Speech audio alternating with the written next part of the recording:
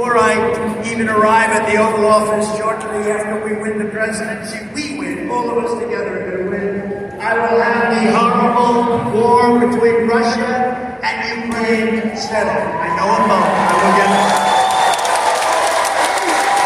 We will demand that Europe pay much more for the coastal defense. You know, we're paying the lion's share to Ukraine. And I keep saying, why isn't Europe paying more? You know, the economy of Europe, if you add up all the various countries, is about the same size as the United States. They've got plenty of money. Why are we paying, and they're paying very little by comparison? They have to equalize, and they have to equalize fast. It's not right. And remember, it's more important to them. We have a thing called an ocean between us. Much more important to them. They have to come up with the money. That means somebody has to ask them. You know, I did it with NATO. I said, you're not paying your fair share. They said, you're the only one that's ever said that. I was the only president. Bush would make a speech, Obama would make a speech, they'd all go and make speeches, and then leave, and that'd be it. I didn't make a speech. I said, what are you doing? I looked at the books. They said, we're paying 90%, maybe even 100% of NATO. So we're defending you militarily, and you're taking advantage of us on trade. How does that work? And I said, you have to pay. They ended up putting up more than $430 billion. $430 billion because I asked. Now I asked the right question. I remember during a meeting, one of the presidents of one of the European countries stood up, and it was a closed-door meeting. He said, may I ask you a question, Mr. President? Yes. If we don't pay, we're not paid up, and we're attacked by Russia, will you defend us? I said, you mean you're delinquent? You haven't paid? That's right. No, I will not defend you. The next day, the money came pouring in. The money, I took a lot of heat from the fake news. They said, you shouldn't treat allies like that. I said, no, allies shouldn't treat us like that. They should pay their bills. It made NATO much stronger because it made NATO rich and strong. And the head of NATO, Secretary General, who said, Stoltenberg, he said that Trump is amazing. He did something that nobody else has been able to do. It's incredible.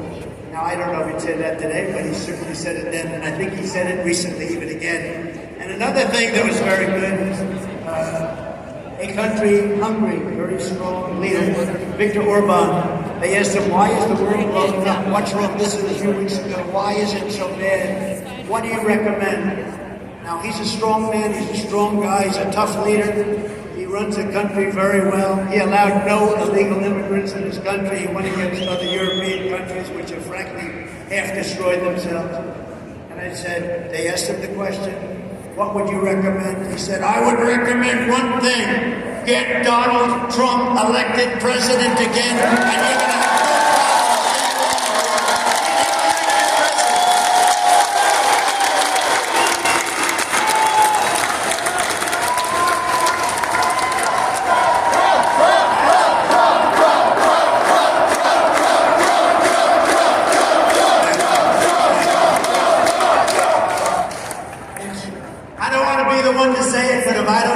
nobody else will, that I can tell you.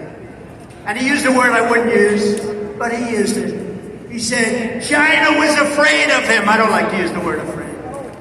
Let's say they respect him. But he said, China was afraid of him. Russia was afraid of him. Look what I did to Russia. Nord Stream 2, nobody ever heard of Nord Stream 2. Nobody in this audience. I'm the only one that knew what it was. It's the biggest pipeline in the world going to serve Europe. And I said, so we're defending them against Russia, and yet they're paying Russia billions of dollars a month for oil. How does that make sense? I ended it. I closed Nord Stream 2. Then they say that I was friendly to Russia. I wasn't friendly. I got along with Putin. That's a good thing, not a bad thing. But I closed Nord Stream 2, and Putin said to me, if you're friendly to me, I'd hate like hell to see if you weren't friendly. This is not good. He was not happy. But I closed up the pipeline before it got finished, before it got built. When Biden came in, one of the first things he did is approve Nord Stream 2, the biggest pipeline in the world. And then they say, oh, Trump was very soft. They're full of misinformation and disinformation. That's all they're good at. That and cheating on elections. That's all they're good at. Biden's weakness has led the planet to the edge of nuclear war.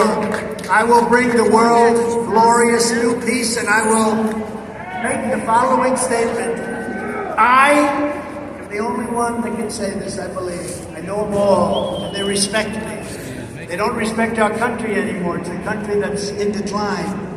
But they respect me, and we're going to have it back very soon. We're going to have a great country very soon. But I'll say this. I will prevent World War III. I'm the only one that's going to do it.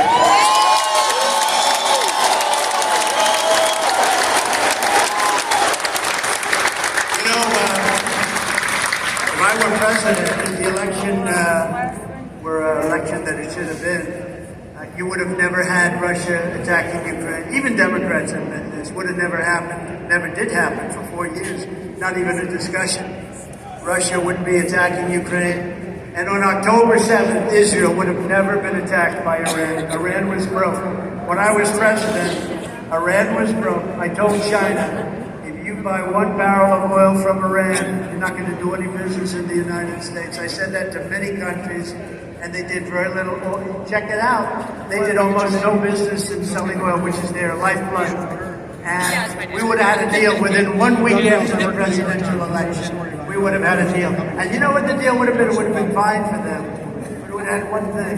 Iran cannot have a nuclear weapon. Very simple. They cannot have it. And now they're 60 days